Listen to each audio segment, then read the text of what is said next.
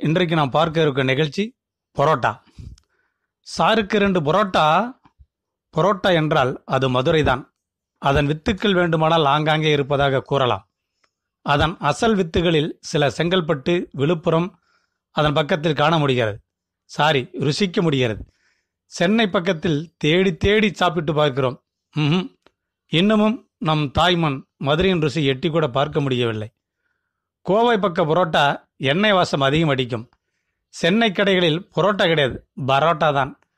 போர்டுகள் கூட பெரும்பாலான இடங்களில் பரோட்டா என்பதை பரோட்டா என்று தான் போட்டிருக்கிறார்கள்.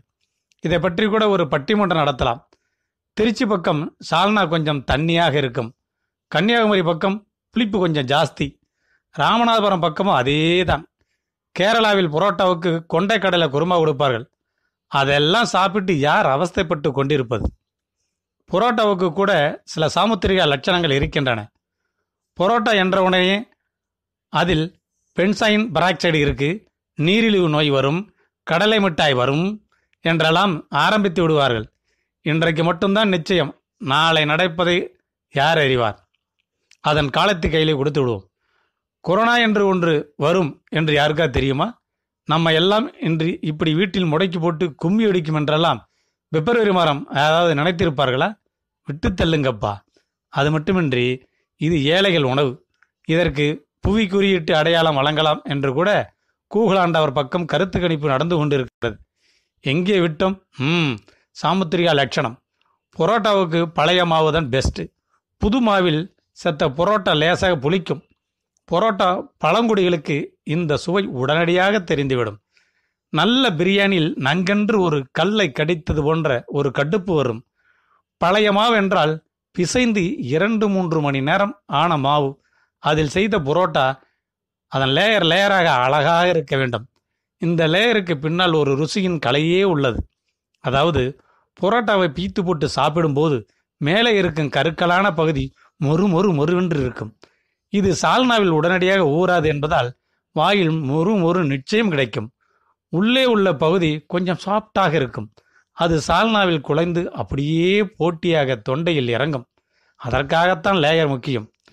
ராஜஸ்தான் பக்கம் போய் புரோட்டா கேட்டால் ரொட்டி அச்சா என்று சொல்லி ஒரு இரட்டை ஊத்தாப்பா சசில் கொண்டு வந்து போடுகிறார்கள்.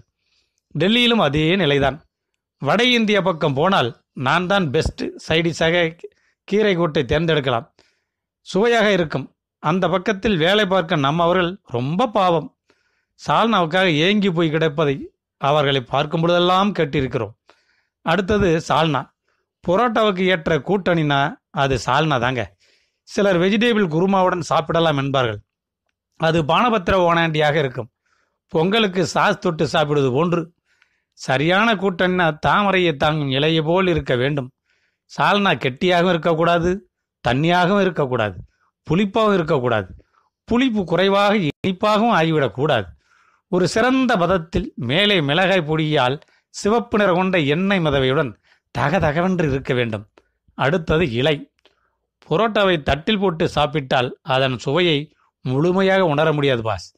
கடையில் வாழை இலை போட்டு சுட சுட உட்கார்ந்து சாப்பிட்டாதால் அதன் திடம், மனம், சுவையை உணர முடியும்.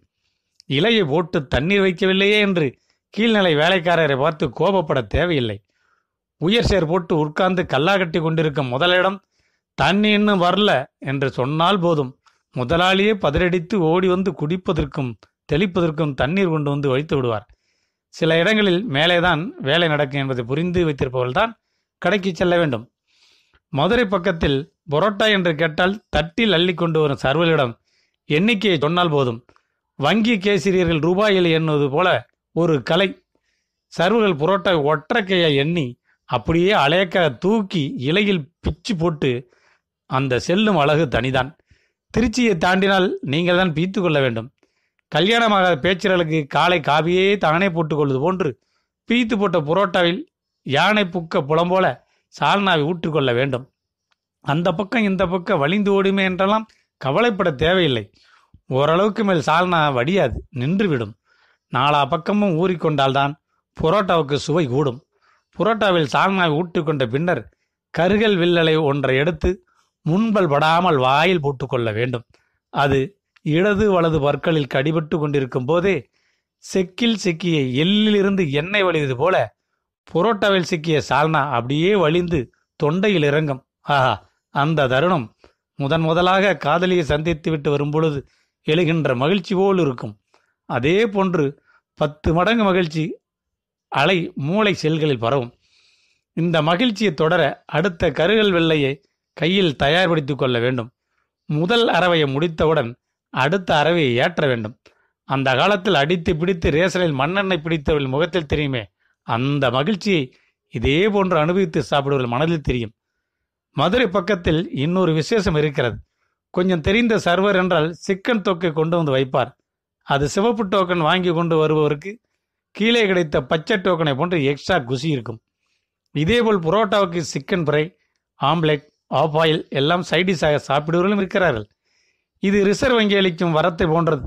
பையில் காசு இருந்தால் ஜமாய்க்கலாம், இல்லாவிட்டால் சேஜி இந்த பழம் புளிக்கும் என்று அறிக்கை விட்டு ஒதுங்கிக் கொள்ளலாம். சரி, இவ்வளவு அருமையான புரோட்டாவை சாப்பிட்டு இருக்கமே, 20 லட்சம் கோடிக்கு பில் வந்து விடுமோ என்று கவலைப்பட தேவையில்லை. உண்மையிலேயே புரோட்டா விலை கம்மிதான். ஒரு புரோட்டா இன்னமும் 10 ரூபாய் தான். சென்னையில் பயபிள்ளைகள் புரோட்டாவை வைத்துவிட்டு என்ன சால்னா வேண்டும் என்று கேட்டு திகைக்க வைப்பார்கள். அங்கேயே உஷாராக வேண்டும். இல்லாவிட்டால் வங்கியில் முறையாக 3 மாதம் கடனை கட்டியிருந்தால் வரும் வட்டியை விட மிக அதிகமாக பில் வந்திருக்கும். அதாவது புரோட்டா காலனா சால்னா அரையனா கணக்கில் எழுதி விடுவார்கள் பாவிகள். நாம் தான் உஷாராக இருக்க வேண்டும். எனவே ஏழைகளின் உணவு, இனிப்பான உணவு, சுவையான உணவு, புரோட்டாவை உண்போம். அதை பற்றி புகார்களை புறக்கணித்து சாப்பிடுவதில் கண்ணும் கருத்துமாக இருப்போம். நன்றி வியூவர்ஸ்.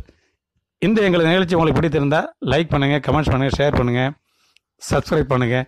அப்படி அந்த பெல் ஐக்கானை டச் பண்ணுங்கள். அப்போ தான் எங்களுடைய நிகழ்ச்சியில் உங்களுக்கு நோட்டிஃபிகேஷன் ஆகும். நன்றி.